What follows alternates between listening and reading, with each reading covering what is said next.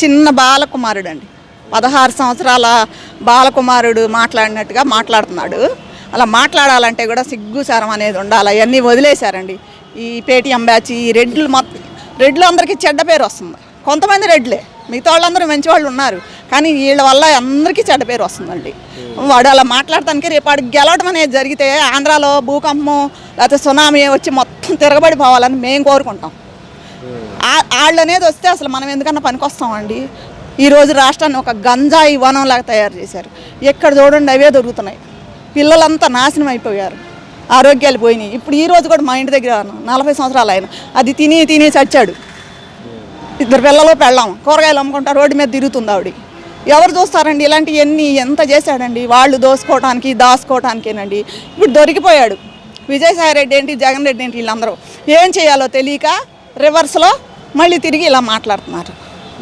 అంటే అలా మాట్లాడే అర్హత కూడా లేదు అసలు వాళ్ళకి. కాకినాడ పోర్టులో అలా అల్లుడు వస్తే ఉందా అంటారేంటండి? ఉందని ఆల్రెడీ బయటపడిపోయింది కదా, సిట్టు కూడా వేశారు కదా. అరెస్ట్ చేస్తారని తెలుసండి, వాళ్ళందరికీ అరెస్ట్ చేస్తారని తెలిసి ఇప్పుడు నుంచే ఎదురు ఇలా మాట్లాడితే ఇంకా ఆయన సైలెంట్ అవుతాడు. ఆయన ఫస్ట్ నుంచి అదే కదా, ఏ తప్పు చేయకపోయినా కూడా వీళ్ళనే మాటలన్నీ భరిస్తూ ఉంటాడు కదా చంద్రబాబు నాయుడు అనే ఆయన. అందుకని చెప్పి వాళ్ళకి అలా నోళ్ళు లెగుస్తున్నాయి. అంటే ఇప్పుడు చంద్రబాబు నాయుడు గారు రెవెన్యూ సదస్సులని రాష్ట్రంలో ఎక్కడ ఉన్న ల్యాండ్ సమస్యలు కానీ ల్యాండ్ టైటిల్ యాక్ట్కి సంబంధించిన ఎవరైనా కబ్జాలు చేసిన ఇష్యూస్ ఉన్నారు. ఇప్పుడు రెవెన్యూ సదస్సు ద్వారా అలాంటి సదస్సులు పెట్టడంపై మీకు ఎలా అనిపిస్తుంది? బాగుంది కదండి. ఇప్పుడు చాలామంది వాళ్ళు రిజిస్ట్రేషన్లు చేసేసుకున్నారు, లాక్కున్నారు, ఇబ్బందులు పెడుతున్నారు. మా రిలేటివ్స్ కూడా ఉన్నాయి, అందులో ఉన్నారు కొంతమంది అలా. మరి వాటి గురించి అవన్నీ కూడా తేలుతాయి కదా. ఊళ్ళల్లో పెట్టారనుకోండి, అక్కడ ఏదైనా జరిగితే ఆ ఊరి వాళ్ళు కలిసి మాట్లాడుకుంటారు, దాని సమస్య పరిష్కారం అవుతుంది. ఎవరిది వాళ్ళకి వచ్చేస్తాయి. అసలు ఎవరియో ప్రైవేట్ ఆస్తులతో సహా మొత్తం మన ప్రజలండి నష్టపోయింది. చంద్రబాబు నాయుడు కాదు, లేకపోతే ఈ పవన్ కళ్యాణ్ కాదు, వీళ్ళు కాదు, ఆంధ్ర ప్రజలు నష్టపోయారు వీళ్ళ వల్ల. వాళ్ళు తిన్నారు, దాచుకున్నారు, విదేశాలకు కూడా పంపించుకున్నారు. మన ఎందుకు పనికి రాకుండా చేశారు. ఈరోజు బతకలేకపోతున్నామే. 20 ఏళ్ళు వచ్చినా ఒక 2-3 మనుషులు బతకలేకపోతున్నామే ఇంట్లో. ఎక్కడి నుంచి వస్తాయండి ఇవన్నీ? ఆడెందుకు ఏం చేసుకుంటాడండి అట్లా దోసుకుని? అనుచిత వ్యాఖ్యలు చేయడంపై మీరేమంటారు? ఈరోజు రాష్ట్రంలోని 5 కోట్ల మంది ప్రజానికం ఒక గొప్ప ప్రభుత్వాన్ని ఎన్నుకోవడం జరిగింది.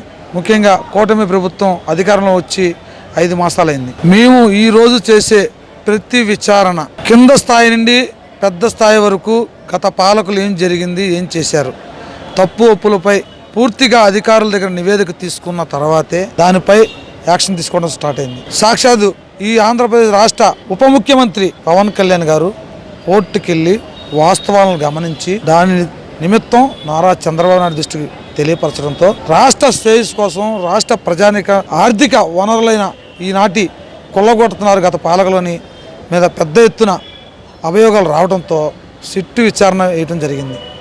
ఈనాటి ప్రభుత్వం పూర్తిగా గత పాలకులపై జరిగిన అవినీతిపై ఎవరిని కూడా వ్యక్తిగత కక్షలు కాదండి, ప్రజాస్వామ్య పద్ధతిలో ప్రజలకు జరిగిన అన్యాయాలపై గత పాలకులు చేసే తప్పులను పూర్తిగా విచారణ చేసి వారు ఎంతటి వారైనా, మాజీ ముఖ్యమంత్రి అయినా, విజయసాయి రెడ్డి అయినా, ఆనాటి స్థానిక ఎమ్మెల్యే అయినా, స్థానిక కార్పొరేటర్ అయినా, ఆనాటి పాలకులు ఎవరైనా తప్పును ఉపేక్షించే పరిస్థితిలో కూటమి ప్రభుత్వం అయితే లేదు. అంటే విజయసాయి రెడ్డి ఒక మాట చెప్తున్నాను, నెక్స్ట్ మా గవర్నమెంట్ వస్తే చంద్రబాబు నాయుడు గారు బతుకున్నట్టు ఆయన అరెస్ట్ చేస్తాము, మొదట అరెస్ట్ చేసేది ఆయన మాట్లాడటంపై, అసలు 74 సంవత్సరాలు ఆయన రాష్ట్రానికి ఏం చేశాడని విజయసాయి రెడ్డి మాట్లాడటంపై మీరేమంటారు? విజయసాయి రెడ్డి ఆయన వయసుని, ఆయన విజ్ఞతను మర్చిపోయి ప్రభుత్వాన్ని కోల్పోయారని ఒక అక్కుసతో ఈరోజు పిచ్చి వాగుడు వాగుతున్నాడు. ఒకటే గుర్తుపెట్టుకోండి, నారా చంద్రబాబు నాయుడు గారి స్టాండు వ్యక్తిగత కక్షలు కాదు. రాష్ట్రంలో జరిగిన గత పాలకులు చేసిన అవినీతిని పూర్తిగా దర్యాప్తు చేసి ఈ రాష్ట్రంలో ప్రజలకు చెందాల్సిన ఆర్థిక వనరులను ఏదైతే కొల్లగొట్టారో వారిని వదిలిపెట్టే ప్రసక్తే లేదు. గత పాలనలో లేనిపోని కేసుల్లో ఈనాటి ముఖ్యమంత్రి నారా చంద్రబాబు నాయుడు గారిని విరికిచ్చిన మాట వాస్తవం కాదా? ఆంధ్రప్రదేశే కాదు, టోటల్ దేశ విదేశాలలో నారా చంద్రబాబు నాయుడు గారు అక్రమ అరెస్టును ఖండించిన మాట వాస్తవం కాదా? ఇంతకన్నా విజయసాయి రెడ్డి ఏమైనా చేయగలడా? నిజం నిప్పు లాంటిది. చంద్రబాబు జోలికి వస్తే ఎవడైనా కాలిపోవడం వాస్తవం. అంటే కాకినాడ పోర్టుని దౌర్జన్యంగా దాంట్లో ఉన్న దౌర్జన్యంగా లీజుని చేసుకుని ఈరోజు అల్లుడు పేరు బయటపడుతుందని ఆ మాటలో చెప్పారని అంటారా? డెఫినెట్గా కాకినాడ పోర్టే కాదు, ఈ రాష్ట్రంలో గత పాలనలో పెద్దల చేతిలో ఉండి పెద్ద పెద్ద మాఫియాలకు తెరలేపారు, పెద్ద పెద్ద అవినీతికి తెరలేపారు, హుకుం జారీ చేశారు తాడేపల్లి ప్యాలెస్ నుంచి గత పాలకులు. అయితే రాష్ట్రంలో ఆర్థిక వ్యవస్థను మెరుగుపరిచే ఆర్థిక శాస్త్రవేత్తలపై పాయింట్ బ్లాక్లో గన్ను పెట్టి ఆర్థిక లావాదేవీలపై కొల్లగొట్టి గత పాలకుల్లో పెద్ద తలకాయలు ఇన్వాల్వ్మెంట్ అయ్యి వారి యొక్క కొడుకుల పేర్లు, వారి యొక్క బినాముల పేర్లపై సంతకాలు పెట్టి చేసుకున్న చరిత్ర వాస్తవాలు బయటపడుతున్నాయి.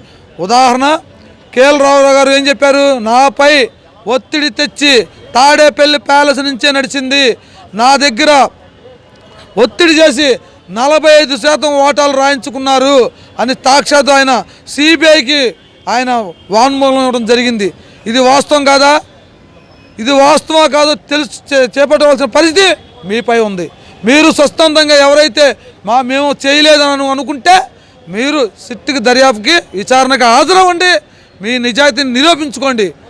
మిమ్మల్ని తీసుకెళ్ళి ఇప్పటికిప్పుడు నైట్ చంద్రబాబు నాయుడు గారు లాగా అక్రమ అరెస్టుతో నైట్ జైలుకి పంపించేసి చీకట్లో కేసులు కట్టట్లా సిట్టు విచారణ వేసాము, సిట్టు విచారణకు హాజరవ్వండి, మీ నిజాయితీ ఏంటో చెప్పండి.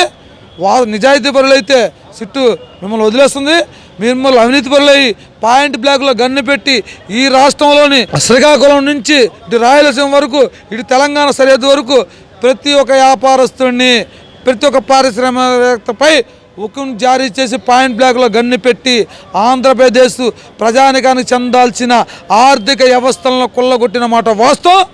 ఇది ఈనాటి పాలకులు, ఈనాటి కూటమి ప్రభుత్వం ఎవరిని వదిలిపెట్టే ప్రసక్తే లేదు.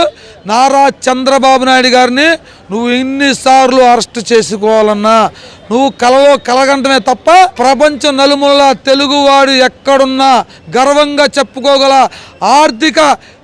ఆంధ్రప్రదేశ్ ఆర్థిక శాస్త్రవేత్త ఎవరైనా, ఆర్థిక వనరు అయినా, ఒక ఖనిజమైన నారా చంద్రబాబు నాయుడుని ముక్తఖండంతో ప్రజలకు ఖండించారు. కాబట్టి కన్నీ విని ఎరగని రీతిలో ప్రభుత్వాన్ని చంద్రబాబు నాయుడు గారు కట్టబెట్టారు. కూటమి ప్రభుత్వానికి ప్రజల మీద చంద్రబాబు నాయుడు గారు ప్రజలకు మంచి విశ్వాసం ఉంది.